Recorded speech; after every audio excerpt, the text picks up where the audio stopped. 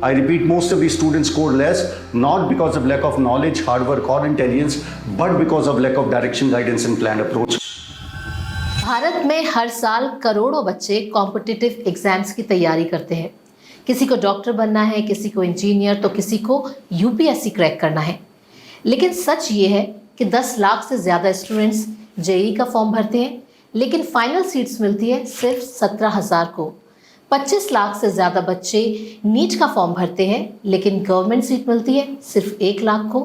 और 10 लाख से ज़्यादा फॉर्म भरे जाते हैं यूपीएससी के, लेकिन फाइनल सिलेक्शन होता है सिर्फ 1000 का। बाकी जो करोड़ों स्टूडेंट्स होते हैं उनमें से कुछ फिर से कोशिश करते हैं, कुछ थक जाते हैं, कुछ डिप्रेशन में चले जाते हैं और कुछ ज़िंदगी को ही हार जाते हैं। तो सवाल ये है कि क्या जो टॉपर्स होते हैं उनकी सोच कुछ अलग होती है, या उन्होंने कुछ ज़्यादा मेहनत की होती है, या उनकी अपब्रिंगिंग, उनकी इंटेलिजेंस में ही शुरू से कुछ बदलाव देखा जाता है। और जो बच्चे सफल नहीं हो पाते उनकी मेहनत में क्या कमी रह जाती है, या उनकी सोच कहीं भटक जाती है। आज इन्हीं तमाम सवालों के साथ हमारे साथ मौजूद हैं दिशा पब्लिकेशंस के फाउंडर श्री अविनाश अग्रवाल जी, जिन्होंने जेईई, नीट और यूपीएससी के हज़ारों टॉपर्स से मुलाकात की है, उनकी स्ट्रेटजी को समझा है, उनकी साइकोलॉजी को समझा है और उन्हीं सारी विषयों पर बात करने के लिए हमारे बीच मौजूद है। सर, आपका बहुत बहुत स्वागत है। Thank you. सबसे पहले सवाल तो सर मैं आपसे यही करना चाहूँगी कि बुक पब्लिकेशंस के लेकर सीधे टॉपर्स की स्ट्रेटजी और उनकी साइकोलॉजी को समझने की ज़रूरत आप क्यों महसूस हुई? तो शिवांगी, टॉपर्स की स्ट्रैटेजी और स्टडी टेक्निक्स को समझना हमने क्यों शुरू किया, इसके पीछे एक पर्सनल कहानी है। कहानी कुछ इस तरीके से कि जब मैं क्लास 12th में पढ़ता था, I used to play basketball for India, और साथ के साथ में जेईई की तैयारी कर रहा था। तो एक बार मेरा नेशनल कैंप था, तो फैमिली के अंदर डिसाइड हुआ कि अब क्लास 12th में डिसाइड करना पड़ेगा कि आपको बास्केटबॉल खेलना है या जेईई की तैयारी करनी है। और कलेक्टिवली हम सब लोगों ने डिसाइड किया कि ये साल हम जेईई पे फोकस करते हैं, ताकि बास्केटबॉल को छोड़ते हैं, जेईई पे फोकस करते हैं, ताकि हम तैयारी को ज़्यादा समय दे सकें। But over a period of time जैसे मैंने खेलना छोड़ा, मेरे को लगने लगा कि जो टाइम ज़्यादा मिलना था उसकी प्रोडक्टिविटी नहीं हो रही थी, स्कोर्स नीचे जा रहे थे। मैं थोड़ा फ्रस्ट्रेटेड और परेशान भी रहने लगा, तो सारा कुछ बैलेंस एकदम बिगड़ गया। और नतीजा वही हुआ जो एक्सपेक्टेड था, कि जितना अच्छा मुझे करना चाहिए था शायद मैं नहीं कर पाया। और कहीं ना कहीं मेरे दिल और दिमाग में एक बात जरूर ये रह गई, बहुत सालों तक रही, कि शायद मैं कर सकता था। I could have done it, I let my parents down, I let my school down, मुझे और अच्छा करना चाहिए था। उसके आगे मैं अपने पढ़ाई पे गया, और पढ़ाई करने के बाद जब हमने दिशा पब्लिकेशन की शुरुआत की, इसके तहत मैं बहुत सारे कोचिंग इंस्टीट्यूट्स में जाता था। और कोचिंग में जब जाते थे तो मैंने देखा कि जो मेरे साथ हुआ था 12-13 साल पहले, वही कुछ हज़ारों लाखों बच्चों के साथ हो रहा था। बच्चों के अंदर पोटेंशियल था, काबिलियत थी, मेहनत कर रहे थे, बट कहीं ना कहीं उस पोटेंशियल को वो परफॉर्मेंस के अंदर कन्वर्ट नहीं कर पा रहे थे। और वहीं कुछ बच्चे ऐसे थे जो नेचुरली, शायद बिना किसी एफर्ट के या शायद बिना रगड़ाई या घिसाई किए हुए, सिर्फ अच्छा ही नहीं कर रहे थे बल्कि एग्जाम को टॉप भी कर रहे थे। तो ये जब फीलिंग मैंने एक कोचिंग, दूसरे कोचिंग, एक शहर, दूसरे, तीसरे शहर में देखी, तो मेरे मन में बहुत तेजी से सवाल कौनने लगा, कुछ तो ऐसा है जो टॉपर्स अलग करते हैं, चाहे वो नेचुरली कर रहे हो। कुछ तो ऐसा है जो कुछ बच्चों को पता है, बाकी बच्चों को नहीं पता, जिसकी वजह से शायद ये कुछ बच्चे इस काम को, जो कि दूसरों के लिए बहुत मुश्किल है, बहुत सहजता से कर पा रहे हैं। और इसी कुछ को जानने के लिए मुझे सबसे आसान रास्ता जो दिखाई दिया, मैंने ये समझा कि चलिए हम 100, 200, 300 टॉपर्स को, उनके बिहेवियर को, उनकी तैयारी के हर पहलू को बारीकी से स्टडी करते हैं और जानते हैं कि उनका सफलता का क्या रहस्य है। तो अपने एक्सपीरियंस से इंस्पायर होकर सर आपने शुरुआत की, एंड आई एम श्योर कि इससे काफ़ी सारे बच्चे जो हमें देख रहे हैं हमारा आज का पॉडकास्ट, उनको बहुत हेल्प मिलेगी।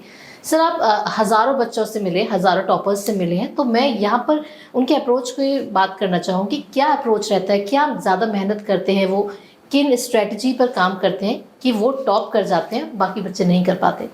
तो जैसा मैंने कहा कि जब हमने सोचा कि टॉपर्स से बातचीत करते हैं, क्योंकि उनके क्या ऐसे छुपे हुए रहस्य, वो जानने का सबसे सहज तरीका यही था कि उनकी तैयारी से जुड़े हुए हर पहलू को हम बारीकी से स्टडी करें। मैं बहुत सारे शहरों में गया, उनके स्कूल के टीचर, कोचिंग के टीचर, उनके दोस्त, उनके नोट्स, उनके पेरेंट्स, उनका स्टडी रूम, उनकी स्टडी टेबल, हर चीज़ को बहुत बारीकी से देखा।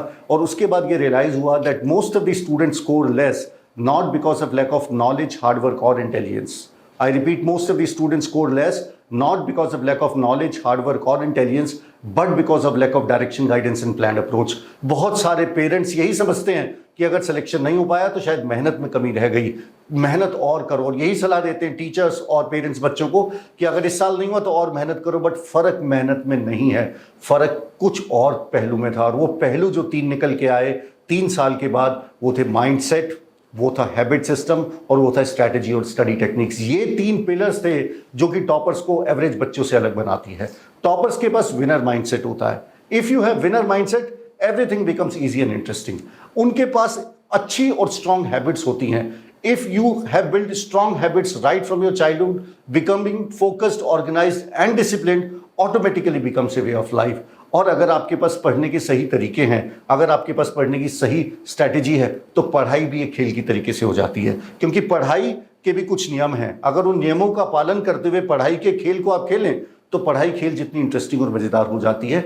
ये 3 पिलर्स थे जो कि टॉपर्स को और बच्चों से अलग बना रहे थे, ना कि नोट्स, ना कि हार्ड वर्क, ना कि आईक्यू। हम ये भी समझते हैं कि शायद टॉपर्स का बहुत हाई आईक्यू होता है, but IQ is not the differentiating factor. Okay, तो यहाँ सर आपने एक बहुत इंपॉर्टेंट बात कही है, विनर माइंडसेट, राइट?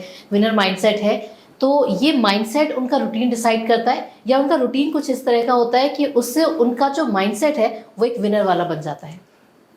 तो माइंडसेट और रूटीन दोनों ये चिकन एंड एग वाली सिचुएशन है। एक विनर माइंडसेट होता है तो अच्छा रूटीन बनता है, एक रूटीन अगर अच्छा होता है तो वो माइंडसेट को आपके बैक एंड फोर्थ फीड करता रहता है। चलिए पहले माइंडसेट को समझते हैं कि माइंडसेट कितना डिफरेंशिएटिंग फैक्टर, कितना इंपॉर्टेंट फैक्टर रह सकता है। आप मान लीजिए जा रहे हैं और कुछ लोग, एक घर का कंस्ट्रक्शन चल रहा है, आपने एक आदमी से पूछा क्या कर रहे हो, तो उसने कहा जी मैं काम कर रहा हूं ताकि मैं अपनी दिहाड़ी कमा सकूं, शाम को मुझे कुछ पैसा मिल सके। दूसरे से पूछा तो उसने कहा दीवार बना रहा हूं। और तीसरे बंदे से जब उसने पूछा तो आपने कहा जी मैं मंदिर बना रहा हूं जिसमें लोग आके पूजा कर सके और उनकी सभी इच्छाओं की पूर्ति हो सके। तो काम करने की अप्रोच में, काम करने की सोच में कितना फर्क है, तो रिजल्ट्स में फर्क तो आएगा ही अपने आप। ये पावर होती है माइंडसेट की। इसी से जुड़ा हुआ किस्सा मैं आपको बताता हूँ, बहुत साल पहले की बात है, आई थिंक 2008-9 की बात है। मैं कोटा में गया हुआ था एक कोचिंग इंस्टीट्यूट के डायरेक्टर के साथ, हम उनके हॉस्टल में गए। उस दिन वो फिजिक्स के टीचर थे, उन्होंने DPP daily practice problem sheets दी थी अपने बच्चों को, और बच्चे उसी को सॉल्व करने में जुटे हुए थे। हम हॉस्टल के अंदर टहल रहे थे, रूम द रूम विजिट करते जा रहे थे बच्चों से बात करना।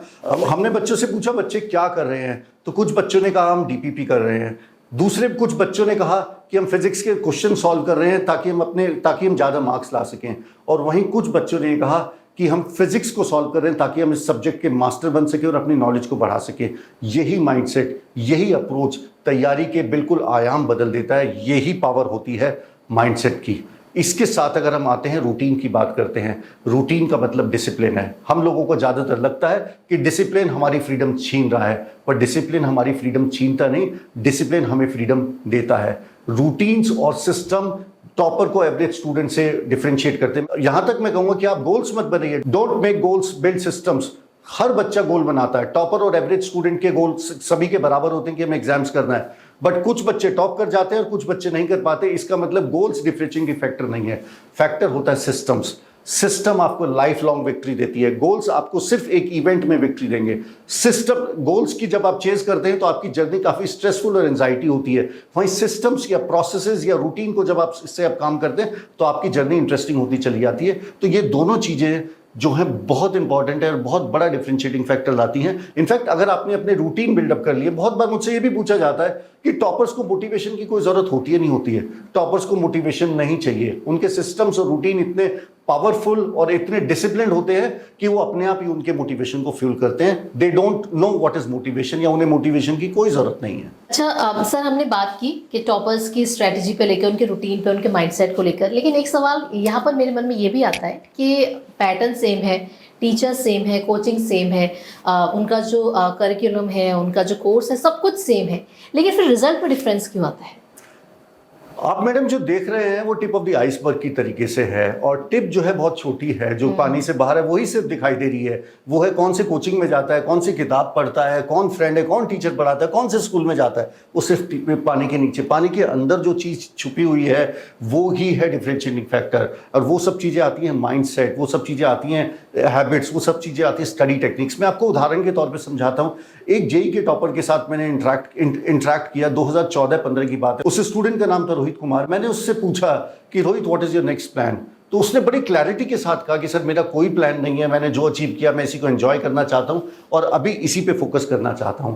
मैंने उससे दूसरा सवाल पूछा कि क्या आपको लगता है आपका आईक्यू हाई है या आईक्यू डिफरेंशिएटिंग फैक्टर है? उसने कहा सर जब मैंने कोचिंग में एडमिशन लिया था तब बहुत सारे बच्चे मुझसे आगे थे, मैंने 11th में एडमिशन लिया, बहुत सारे बच्चे थे जो फाउंडेशन में क्लास 9th और 10th से कोचिंग ले रहे थे, मैंने क्लास 11th में लिया तो बहुत सारे बच्चे आगे थे, पर मैं मेहनत करता गया, धीरे धीरे गैप कम होता चला गया और मेहनत की मैंने, धीरे धीरे गैप और कम होता गया, मैं एक स्टेज पर उनके बराबर आ गया और मैं अपने सेट रूटीन और सिस्टम्स को फॉलो करता चला गया और एक स्टेज ऐसा है जब मैं उनसे आगे हो गया और तब ये कहा जाने लगा कि रोहित का आईक्यू हाई है। आईक्यू हाई नहीं था, मेरे सिस्टम्स और रूटीन्स थे जो कि ग्रेजुअली स्लोली एंड स्टडी मुझे ऊपर ले गए। मैंने कहा आपकी पढ़ने का क्या स्ट्रैटेजी रहती है? उसने कहा कि सर मैं घंटों के हिसाब से नहीं पढ़ता कि मुझे इतने घंटे पढ़ना है या उतने घंटे पढ़ना है, मैं कवरेज के हिसाब से पढ़ता हूं। तो यहां पे अगर आप देखेंगे तीनों एस्पेक्ट को, अगर आप देखें, माइंडसेट भी है, स्ट्रैटेजी भी है और हैबिट्स भी हैं जो कि एक टॉपर को बाकी स्टूडेंट से धीरे धीरे आगे ले जाती है। और कहीं ना कहीं साल के एंड में हम ये तामझाम उसको पहना देते हैं कि शायद ये गॉड गिफ्टेड बच्चा था या शायद इसका बहुत हाई आईक्यू होगा। मेरा तो ये बहुत क्लोजली मानना है, मैंने हजारों टॉपर से पिछले 10-15 सालों के अंदर इंटरेक्ट किया है। बहुत हाई आईक्यू जरूरी नहीं है किसी भी कॉम्पिटिटिव एग्जाम को टॉप करने के लिए। Slow and steady wins the race, यहाँ पर हम यही कहेंगे। तो सर आपने उन टॉपर्स में क्या कॉमन बिलीफ सिस्टम देखा है? क्या उनका फेथ बहुत ज़्यादा होता है अपने ऊपर? मैं एक किस्सा सुनाता हूँ आपको। ये 2007 की बात है। मैं दिल्ली से जेई के एक टॉपर को इंटरव्यू करने जा रहा था। कोटा के पास एक छोटे से शहर में रहता था, एक ऐसा शहर जहाँ तक बस नहीं जाती, तांगे गाड़ी और गाड़ी के बाद तांगे से जाएंगे और घर तक जाने के लिए आपको चूंकि टूटी फूटी सड़कें हैं, पैदल जाना पड़ता है। जब मैं जा रहा था तो आजू बाजू मुझे जो है टूटे फूटे घर दिखाई दे रहे थे। मुझे जाते समय उसके घर का पता पूछते समय पता चला कि गांव में बिजली भी नहीं है। और मैं ये सोच रहा था उस वक्त जाते समय जब उस बच्चे का मुझे इंटरव्यू लेना था कि how can somebody prepare, compete and succeed and that too top in such an adverse situation. और हम लोग दिल्ली में बैठे हुए कि पापा एसी नहीं चल रहा, पापा ये टीचर अच्छा नहीं है, कोचिंग बहुत दूर है, ऑटो में मुझे नहीं आना, आने जाने में बहुत टाइम वेस्ट होता है, कंसंट्रेशन नहीं बैठ रही है, इंटरेस्ट नहीं है, डिस्ट्रैक्शन है, बहुत सारे बहाने करते रहते हैं। घर पे पहुंचा, घर से पता चला कि पूरी की पूरी फैमिली किसान का बेटा था, खेत पे काम करने गए। मैं खेत पे पहुंचा तो देखा मैंने एक मदर, एक फादर और 2 बच्चे काम कर रहे थे। उसी में से जेई का टॉपर था वो, जिसने जेई 2007 या 8 टॉप किया था।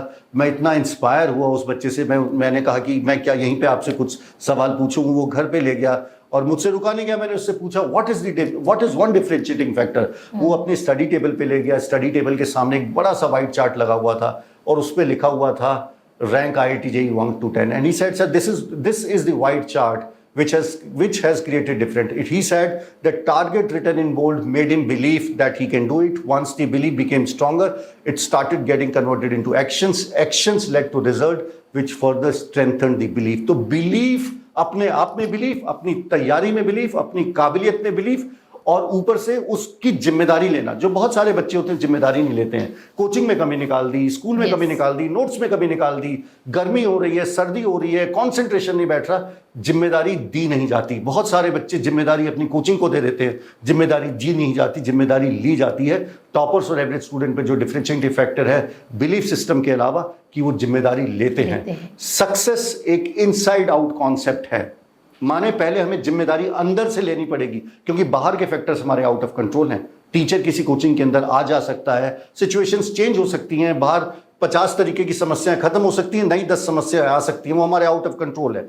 हमें जो चीजें हमारे कंट्रोल में हैं वो लेनी है और हमें अपनी तैयारी की जिम्मेदारी खुद लेनी है। ये एक बहुत बड़ा डिफरेंशिएटिंग फैक्टर है बिलीफ के अलावा। तो मैं कहूँगी अर्जुन की तरह बस मछली की आंख पर फोकस रहे, ये सबसे बड़ा फैक्टर है। अच्छा सर, ये तो बात हुई टॉपर्स की। यहाँ पर मैं जानना चाहूँगी कि जब कोई स्टूडेंट बार बार फेल होता है तो उस वक्त उसके माइंड में क्या चल रहा होता है? देखिए, जब बार बार कोई स्टूडेंट फेल होता है तो उसके ऊपर कहीं ना कहीं असफलता की धीरे धीरे छाप छूटती चली जाती है और वो छाप अगले स्टेज पे आती है तुलना और शर्म में। हम और बच्चों से तुलना करने लगते हैं कि फलाना बच्चा मुझसे आगे निकल गया, उसके ज्यादा मार्क्स आ गए, मैं पीछे रह गया। शर्म, मेरे रिश्तेदार, मेरे पेरेंट्स मेरे बारे में क्या कहेंगे। और ये तुलना और शर्म धीरे धीरे बच्चे को कारण से दूर, और परिणाम वो कारण नहीं देखता, उसके बाद उसके बाद वो कारण नहीं देखता मैं ऐसा क्यों कर रहा हूं, बस परिणाम की चिंता में लग जाता है। इस चीज से दूर रहने के लिए आपको अपने आप से बात करनी पड़ेगी और आप अपने आप से बात करने का तरीका आपको बदलना पड़ेगा। The biggest anomaly is that जो प्रोग्रेस है या लर्निंग है वो कभी भी लीनियर नहीं होती। सभी स्टूडेंट्स ये समझते हैं कि मैंने एक्स अमाउंट ऑफ इनपुट डाली तो एक्स अमाउंट ऑफ आउटपुट आ रही है। एक उदाहरण के तौर पे समझते हैं, आप सभी लोगों ने साइकिल सीखी होगी। आप साइकिल चलाना सीख रहे हैं, पहले दिन चलाए गिर गए, दूसरे दिन चलाए गिर गए, तीसरे दिन थोड़ी बहुत चलाए, चौथे दिन चलाने लगे। इसका मतलब ये नहीं है कि सारी लर्निंग चौथे दिन में हुई है। इसका मतलब ये है कि लर्निंग नॉन लीनियर है और लर्निंग हरदम जंप्स में आती है और उस जंप से आने से पहले आपको असफलता फेस करनी ही पड़ेगी। वो लर्निंग का या जंप का एक इंपॉर्टेंट हिस्सा है। बस हमें समय रहते हुए जो जरूरी है अपनी गलतियों का एहसास करना, अपनी गलतियों को एनालाइज करना और अपनी गलतियों को सुधारना। ये एक basic preparation philosophy, preparation methodology है। यही टॉपर्स करते हैं। हमें अपनी गलतियों को से सीखना है और गलतियों को दोहराना भी नहीं है।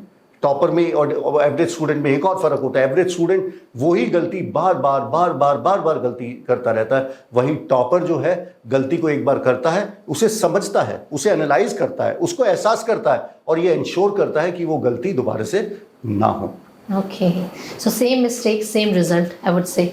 अच्छा सर, यहाँ पर बात आपने की कि शर्म की बात की है, सोसाइटल प्रेशर भी आ जाता है बच्चे के ऊपर, गिल्ट में आ जाता है, कंपैरिजन आता है और जनरली ये करने वाले उसकी सोसाइटी, उसका पीयर ग्रुप, उसकी फैमिली होती है। तो फैमिली और उनकी अपब्रिंगिंग जो है बचपन से, क्या ये भी टॉपर्स के और जो बच्चे फेल हो जाते हैं, एवरेज स्टूडेंट्स हैं, उनके जर्नी का पार्ट रहता है? उन पर क्या रिजल्ट रहता है? मैंने जब बहुत सारे टॉपर्स के साथ इंटरेक्ट किया और उनके घर में गया तो यकीन मानिए मुझे एहसास हुआ कुछ घरों में जाकर कि वहाँ का एनर्जी लेवल ही अलग है। कुछ घरों में जाके मुझे एहसास हुआ कि वहाँ की फ्रीक्वेंसी ही, आबो हवा ही बदल जाती है। और जब इस बात को मैं काफ़ी गहनता से कोरिलेट करने लगा और मैंने रिलेट किया लाखों एग्जाम्पल से जो कि हमारे इर्द गिर्द होते हैं, तो मैंने भी रियलाइज़ किया कि हम सबकी रिश्तेदारी में, सबकी जान पहचान में कुछ पढ़ने वाले घर होते हैं जहाँ पे रिश्तेदार दूर दूर से अपने बच्चे को भेज देते हैं कि यहाँ पे बच्चा अगर गया तो ये तो सफल हो ही जाएगा। तो घर के माहौल का, पेरेंट्स का बहुत इंपॉर्टेंट रोल है। घर में किस तरीके की बातें हो रही हैं, घर में किस तरीके की फ्रीक्वेंसी है, किस तरीके का माहौल है। माहौल का तो उदाहरण आप देखिए, एक शार्क मछली को आप फिश टैंक में अगर बड़ा करते हैं तो वो 6 इंच 8 इंच की रह जाती है। वहीं उस शार्क मछली को अगर आप एक पॉन्ड में छोड़ देते हैं तो 6 या 8 फुट की हो जाती है। इट कैनॉट आउटग्रो द माहौल, it cannot outgrow the atmosphere. Atmosphere का बहुत इंपॉर्टेंट माहौल है, वो पॉजिटिव है या नेगेटिव है, क्या फ्रीक्वेंसी है, क्या वाइब्रेशन है, घर में बातचीत किस तरीके की चल रही है, आप अपने बच्चे के साथ प्रोग्राम किस तरीके के देख रहे हैं, आप अपने बच्चे को किस टोन में बात कर रहे हैं, माहौल नेगेटिव है या पॉजिटिव है, आप खुद घर में क्या कर रहे हैं, क्या आप ऑफिस से आने के बाद खुद घर में डिसिप्लिन तरीके से रहते हैं, क्या आप जल्दी सोते हैं, सुबह जल्दी उठते हैं। जहां देखा गया जहां पेरेंट जल्दी सोते हैं और सुबह जल्दी उठते हैं, बच्चों को भी ऑटोमेटिकली वॉकिंग की एक्सरसाइज पड़ जाती है, वॉकिंग की आदत पड़ जाती है, एक्सरसाइज की आदत पड़ जाती है। तो ये सारा जो माहौल है ये बहुत इंपॉर्टेंट साइलेंटली रोल प्ले करता है और ये वही जो आइसबर्ग के नीचे जो लोगों को हमको दिखाई नहीं देता, क्योंकि जब भी कोई आउटस्टैंडिंग रिजल्ट आता है तो हम उसकी IQ, उसको गॉड गिफ्टेड, उसका लक कह के उसको जस्टिफाई करने की कोशिश करते हैं, बट कारण ये सब चीजें भी होती हैं। एक और चीज मैं कहना चाहूंगा इस सवाल से जुड़ा, बहुत सारे पेरेंट्स मुझसे पूछते हैं कि मेरा बच्चा JEE की तैयारी कर रहा है या UPSC की तैयारी कर रहा है या मेडिकल की तैयारी कर रहा है, मैंने तो कॉमर्स किया है या मैंने क्लास 10th के बाद कोई पढ़ाई नहीं की या मैं नॉर्मल ग्रेजुएट हूँ, मैं क्या अपने बच्चे को गाइड करूँ। जरूरी नहीं है कि आपको बच्चे से JEE या तैयारी से जुड़े हुए बात पहुँचने हैं। आपका बच्चा कोचिंग खत्म करके आया, स्कूल से आया, आप उसे जनरल बात कीजिए, कनेक्शन को मत मिस होने दीजिए। बेटे कैसे गए, कैसे आए, फ्रेंड से क्या बात हुई, क्लास में क्या हुआ, लंच में क्या खाया और कोई बच्चा क्या लेके आया था, जनरल बात करते रहिए बच्चे से, कनेक्शन को ब्रेक मत होने दीजिए। जरूरी नहीं है कि आप उससे फिजिक्स, केमिस्ट्री, मैथ्स, बायोलॉजी या UPSC की बात करें, ये सारी चीजें बहुत इंपॉर्टेंट है। फैमिली के अंदर बॉन्डिंग क्या है ये डिसाइड करती है, ये बहुत इंपॉर्टेंट रोल प्ले करती है कि बच्चा अपने एग्जाम्स में किस तरीके से परफॉर्म कर पाएगा। और इन सब चीजों को मैंने एहसास किया है, जैसा मैंने आपसे कहा, कुछ घरों के अंदर जाके वाइब्रेशन ही अलग है, वाइब्रेशन ही, फ्रीक्वेंसी ही अलग है। ऐसा लग रहा है कि तरंगों में कुछ आबू हवा सी बदल गई हो, ऐसा होता है। उसी का रिजल्ट है जो इस घर की वाइब्रेशन का रिजल्ट है जो बच्चों के रिजल्ट में दिखाई देता है। तो यहाँ पर मैं ये भी जानना चाहूँगी कि कभी आपने टॉपर्स में भी फियर ऑफ फेलियर देखा है? क्या उनमें भी डर आता है? कैसे निपटते हैं वो इससे? देखिए, फियर एक नेसेसरी इमोशन है। फियर एक इमोशन है जो कि हर जर्नी का एक हिस्सा होता है। अब फियर को किस तरीके से हम टेकअप करते हैं ये डिफरेंशिएट करता है कि एंड रिजल्ट क्या होगा। फियर के दो मायने हो सकते हैं। एक तो ये हो सकता है फॉरगेट एवरीथिंग एंड रन, और दूसरा हो सकता है face everything and rise. That is what differentiates between A topper and an average student. जो टॉपर है वो फियर को अपना दोस्त बना लेता है। वो कहता है ये तो मेरा दोस्त है, इतना अच्छा दोस्त है कि कोई समस्या आती है उससे पहले मुझे सिग्नल दे देता है, उससे पहले मुझे फोरवार्न कर देता है। ये इतना अच्छा दोस्त है कि मुझे मोटिवेट करता है कि मैं अपने कंफर्ट जोन से बाहर लगूं, और जिस दिन ये दोस्त नहीं होता मैं अपने कंफर्ट जोन में आ जाता हूं। टॉपर तो कहता है कि fear is a friend. Fear मुझे मोटिवेट करता है मुझे अपने कंफर्ट जोन से बाहर निकलने के लिए, क्योंकि सक्सेस जो है वो एजेस पे ही है। जब आप अपनी एजेस से बाहर निकल के you are not only thinking outside the box but you are thinking beyond the box, that is where the success like. तो फियर जो है हर जर्नी का बहुत इंपॉर्टेंट हिस्सा है, और उस फियर को किस तरीके से अपना फीडबैक सिस्टम बनाते हैं, उस फियर को किस तरीके से फीडबैक लेते हैं, ये डिसाइड करता है कि उसका आउटकम क्या होगा, पॉजिटिव और नेगेटिव। सर, आपने बताया कि फियर एक बहुत इम्पॉर्टेंट इमोशन है टॉपर्स के लिए, और आपने बहुत अच्छी डेफिनेशन भी दी, face everything and rise, and I guess ये हम सभी के लिए ज़रूरी है। यहाँ पर मैं टॉपर्स की इमोशनल क्वेश्चन की ही बात करना चाहूँगी कि वो अपने इमोशंस को कैसे रेगुलेट करते हैं तैयारी के दौरान। देखिए, टॉपर जानता है कि आईक्यू उसे टॉपर बना सकता है, बट वो यह भी जानता है कि ईक्यू उसे वहां पे टिकाए रखेगा। टॉपर बनना आसान है पर उस स्पिरिट को मेंटेन करना बहुत मुश्किल है। EQ forms the base, emotional quotient forms the base जिस पे कि आईक्यू स्टैंड करता है। ये जो जर्नी है किसी भी कॉम्पिटिटिव एग्जाम की या किसी भी लक्ष्य को जब हम करते हैं, ये कोई 100 मीटर की स्प्रिंट नहीं है, ये 2 किलोमीटर लंबी या 20 किलोमीटर लंबी मैराथन है। और इस मैराथन में आपके पीक्स और ट्रफ्स आएंगे। आपका जब ट्रफ आ रहा है, आप जब डाउन फ्रेम पे हैं, आप कितनी जर्नी बाउंस बैक करते हैं, वो डिसाइड करता है कि आप अपने रिजल्ट्स में किस तरीके, आपके रिजल्ट्स किस तरीके के होंगे। और वो बाउंस बैक जो है वो इमोशनल क्वोशंट ही डिटरमाइन करता है। टॉपर प्रेजेंट की सोचता है, वो प्रेजेंट की सोचता है और उसमें लग जाता है, वो एंड रिजल्ट की नहीं सोचता, तो इसलिए वो इमोशनली थोड़ा सा स्ट्रांग होता है। टॉपर अपने इमोशंस को इग्नोर नहीं करता, उनको टालता नहीं है, उनको समझता है, उनको एनालाइज करता है। ऐसा मेरे साथ क्यों हो रहा है, आज मैं डाउन क्यों फील कर रहा हूं।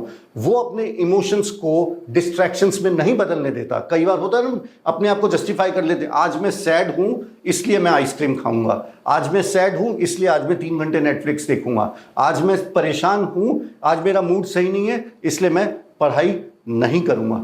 टॉपर्स के अंदर एम्पैथी की फीलिंग होती है, वो दूसरों की हेल्प करते हैं, दूसरों को सवाल बताते हैं। वो ये नहीं डरते कि दूसरे को सवाल बता दिया तो ये शायद मेरे से ज़्यादा मार्क्स ले आएगा। एक एम्पैथी की फीलिंग आपके इमोशनल क्वोशंट को बहुत स्ट्रांग करती है। टॉपर्स बैलेंस मेंटेन करके रखते हैं, ना खुशी पे बहुत खुश होते हैं, ना दुखी पे बहुत दुख होते हैं। रिएक्ट नहीं करते, वो रिस्पॉन्ड करते हैं, बैलेंस अपने इमोशंस पे कंट्रोल करते हैं। और ये इमोशनल कंट्रोल ऐसा नहीं है कि वो गॉड गिफ्टेड है या उनको आता है, ये emotional control over a period of time master किया जाता है। और ये मास्टर किया जाता है अपने इमोशंस को एनालाइज करके कि अगर मैं आज लो फील कर रहा हूं तो क्यों फील कर रहा हूं, और इस तरीके के इमोशंस को मैं कैसे ओवरपावर कर सकता हूं। ये बहुत इम्पॉर्टेंट है, सभी के लिए इम्पॉर्टेंट है इनफैक्ट, कि हम लोग जनरली लोग अपने इमोशंस को इग्नोर करते हैं, उसको एनालाइज नहीं करते हैं। तो ये सर, यहाँ पर मैं पर्पस लेवल पे भी एक डिफरेंस जानना चाहूँगी कि टॉपर्स में अपने पर्पस लेवल पर और जो बच्चे फेल हो रहे हैं उन लोगों में क्या डिफरेंस देखा है? मैडम, डिफरेंस जमीन आसमान का है। एक बंदे का फोकस रूट्स पे है, दूसरे बंदे का फोकस फ्रूट्स पे है। एक बंदे का फोकस मार्क्स पे है, दूसरे बंदे का फोकस नॉलेज पे है। एक बंदा ब्लेम गेम खेल रहा है, दूसरा बंदा रिस्पॉन्सिबिलिटी ले रहा है। एक बंदा जर्नी को एंजॉय कर रहा है, दूसरे बंदे को सिर्फ डेस्टिनेशन की चिंता है। एक बंदा अपनी गलतियों से सीख रहा है, दूसरा बंदा उन्हीं गलतियों को बार बार दोहराए जा रहा है। एक बंदा ड्रीम्स के बारे में सोच रहा है, दूसरा बंदा स्कीम्स के बारे में सोच रहा है। तो बहुत फर्क है, बहुत अप्रोच में फर्क है। और वो फर्क जो है अप्रोच, वो माइंडसेट से शुरू होता है, धीरे धीरे हैबिट्स में ट्रांसलेट करता है और फिर पढ़ने के तरीकों में आ जाता है। आपको क्या लगता है अविनाश जी कि एक एस्पायरेंट को अपने आप को डेली अपनी इस जर्नी को अच्छा बनाने के लिए, उसमें राइज करने के लिए किन पैरामीटर्स पर जांचना चाहिए? दो सवाल हर बच्चे को अपने आप से हर दिन पूछने चाहिए। पहला है इर्द गिर्द एकेडमिक प्रिपरेशन की, क्या मैं अपनी तैयारी को नेक्स्ट लेवल पर लेके जा रहा हूँ या नहीं जा रहा हूँ। आज यहाँ हूँ, मेहनत करूंगा, लेके जाऊंगा, कल यहाँ हूँ और मेहनत करूंगा और ऊपर लेके जाऊंगा, नीचे गिरूंगा और मेहनत करूंगा और ऊपर लेकर जाऊंगा। सिर्फ अपने आप से एक ही सवाल पूछिए कि जो भी आपने अपना एग्जाम फोकस्ड गोल रखा है या जो भी आपने अपना लक्ष्य रखा है, क्या आप उस लक्ष्य की तरफ जा रहे हैं, नहीं जा रहे हैं, और क्या आपने स्टेप्स लिए कि आप अपनी तैयारी को नेक्स्ट लेवल पर ले जा सकते हैं। दूसरा जो सवाल है जो कि बहुत इंपॉर्टेंट है, इनफैक्ट पहले सवाल से भी ज्यादा इंपॉर्टेंट है, कि दिन ढलते ढलते by the end of the day are you feeling happy और not, are you feeling contented और not, are you feeling excited और नॉट। आप ओवरवेल्म्ड हैं, बर्नआउट हैं या एक्साइटेड हैं। It is very important to feel happy at the end of the day, because किसी भी कॉम्पिटिटिव एग्जामिनेशन की तैयारी जो है, जैसा मैंने आपसे पहले भी कहा, ये कोई 100 मीटर की स्प्रिंट नहीं है, ये एक मैराथन के बराबर है। और इस मैराथन को सक्सेसफुली कंप्लीट करने के लिए बहुत इंपॉर्टेंट है कि आप हैप्पी रहें। हैप्पीनेस एक बहुत इंपॉर्टेंट क्वेश्चन है। दिन के एंड में आप इवेल्युएट कीजिए, क्या आज आपका ये हैप्पी डे था या नहीं। आप इन दो सवालों को सिर्फ अपने आप से पूछें और ये दो ही सवाल आपको बता देंगे कि आपकी तैयारी सही चल रही है, नहीं चल रही है। कुछ अच्छे दिन भी होंगे, कुछ खराब दिन भी होंगे, बट ओवरऑल ये दो सवाल डिसाइड करते हैं कि आपकी तैयारी सही ट्रैक पे है या नहीं है। वेरी नाइस, जादुई टिप मैं कहूँगी इसको, जो हम सभी के लिए बहुत ज़रूरी है। अच्छा सर, आप टॉपर्स को आपने कभी कंफ्यूज देखा है लाइफ के किसी भी स्टेज पर कि अब इसके बाद क्या? कंफ्यूजन तो जरूरी है लाइफ में। इनफैक्ट क्लैरिटी का जो रास्ता है वो कंफ्यूजन के जंगल से ही निकलता है। बट अगर आपकी फाउंडेशन स्ट्रांग है तो कंफ्यूजन को क्लैरिटी तक का सफर तय करने में ज्यादा समय नहीं लगता। और कंफ्यूजन को क्लैरिटी में जाने का रास्ता भी एक ही है कि जो आप कर रहे हैं उसी को ज्यादा मेहनत, ज्यादा शिद्दत, ज्यादा जोश, जुनून और जज्बे से कीजिए। अगर किसी जगह पे आपको लग रहा है कि आपको अपने सवालों का जवाब नहीं मिल रहा, तो इसी प्रोसेस के थ्रू आप देखेंगे धीरे धीरे कंफ्यूजन के बादल छटेंगे और क्लैरिटी का सवेरा होगा, और यही आपको क्लैरिटी की तरफ लेके जाएगा। एक और बात मैं कहना चाहता हूं, बहुत बार स्टूडेंट जब तैयारी करते हैं तो वो ये सोचते हैं ये भी कर लूं। क्लैरिटी का मतलब ये है what to do, and what is equally important in terms of clarity is what not to do. Success is not at all about running fast. हम लोग ज़्यादा से ज़्यादा तेज भागने की कोशिश करते हैं. It is about running in the right direction. You have to sharpen your axe every day. आपको अपनी कुल्हाड़ी रोज शार्पन करनी है, ना ही सिर्फ इसलिए कि आप ज़्यादा पेड़ काट सकें, बल्कि इसलिए भी कि क्या हम सही पेड़ भी काट रहे हैं नहीं काट रहे हैं। और ये जो आप अपनी शार्पन दी एक्स करेंगे, ये करेंगे पॉज करके, रिफ्लेक्ट करके, सोच के कि क्या मेरी तैयारी सही डायरेक्शन में जा रही है, क्या मैं अपनी तैयारी को नेक्स्ट लेवल पर लेके जा रहा हूँ, क्या मैं आज खुश हूँ या नहीं। Very nice. खुशी की आपने बात की, तो क्या किसी एग्जाम में टॉप करना हमारी खुशी को गारंटी करता है? डिपेंड करता है, इसका आंसर हाँ में भी हो सकता है, ना में भी हो सकता है। बट किसी भी एग्जाम को टॉप करना शायद आपको शॉर्ट टर्म खुशी तो दे सकता है। लॉन्ग टर्म खुशी तभी मिलेगी जब ये जो एग्जाम आपने जिसकी तैयारी की और जिसमें टॉप किया, ये आपके लॉन्ग टर्म गोल्स में फिक्स होता है और आपके गोल्स के साथ इंटरनली अलाइंड है या नहीं। मैंने बहुत सारे IAS ऑफिसर्स को देखा है, अपने पीक पे या सर्विस ज्वाइन करने के 5 साल, 10 साल, 15 साल के बाद रिजाइन कर देते हैं। They give up everything because they realize that this is not their craft, they realize that this is not what they wanted to do, they realize that it is only one life and they would like to devote it somewhere else. वो internally जब तक हम purpose level पे align नहीं हो पाते, वो खुशी हमें सिर्फ पावर या सिर्फ पैसे या सिर्फ नाम और शोहरत से नहीं मिल सकती। तो लॉन्ग टर्म खुशी के लिए बहुत ज़रूरी है कि जो हम कर रहे हैं वो हमारे इंटरनली हमसे अलाइंड हो। इसके लिए मैं कहूँगी सर, एक्सटर्नल फैक्टर्स रिस्पॉन्सिबल हो सकते हैं। बिल्कुल एक्सटर्नल फैक्टर्स रिस्पॉन्सिबल हो सकते हैं। तो मंजिल मिलने के बाद आपने ये जो टॉपर्स हैं, जो ऑफिसर्स बनते हैं आगे जाकर, आपने इनके विचार व्यवहार में बदलाव आते हुए देखा है? मैं जिन टॉपर से मिला हूँ, मैंने टॉप करने के बाद भी उन्हें कोई बहुत एक्साइटेड होते हुए नहीं देखा है। वो बड़े काम और कंपोज रहते हैं, क्योंकि शायद वो जानते हैं कि ये सिर्फ एक पड़ाव है, मंजिल नहीं है। अभी रास्ता बहुत आगे तय करने के लिए है। उनको इस बात का एहसास है और उन्हें पता है कि this was just a goal. They have build processes, they have build systems, they have build routine to ensure long term success in life. और टॉपर्स जो हैं, they are not driven by careers, toppers are driven by their calling. Toppers are driven by their calling. Yeah. तो आगे sir कुछ कहना चाहेंगे आप? मैं यही कहना चाहूँगा, हमने बहुत सारी बात टॉपर्स की है, but do not blindly follow the toppers because all of us are neurologically different and differently wired.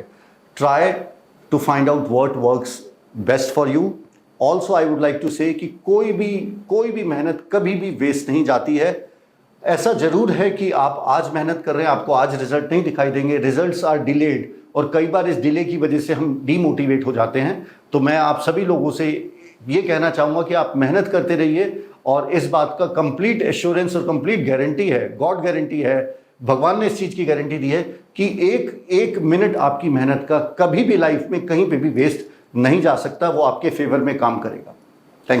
Thank you so much Avinash sir, आप यहाँ पर आए, हमसे बहुत सारी बातें की. न केवल टॉपर्स या न केवल ऑफिसर्स या लाइफ के अलग अलग सेक्टर्स में जो भी लोग हैं, सभी के लिए बहुत important that we should be driven by our calling. तो जो मंजिल है, जो एक गोल है, वो सिर्फ एक एग्जाम को टॉप करना नहीं होना चाहिए, बल्कि हमारी खुशी होना चाहिए. ऐसे ही एक और नए पॉडकास्ट के एपिसोड के साथ मिलेंगे, अविनाश जी के साथ जुड़ेंगे. एक बार फिर से thank you so much Avinash sir for joining us, and I wish के सभी लोगों को बहुत पसंद आया होगा हमारा आज का पॉडकास्ट. आप नेक्स्ट पॉडकास्ट किस टॉपिक पर देखना चाहते हैं वो कमेंट करके हमें ज़रूर बताएं, और इस वीडियो को ज़्यादा से ज़्यादा शेयर करें ताकि जिन बच्चों को ज़रूरत है उन तक ये जानकारी ज़रूर पहुँचे. Thank you so much.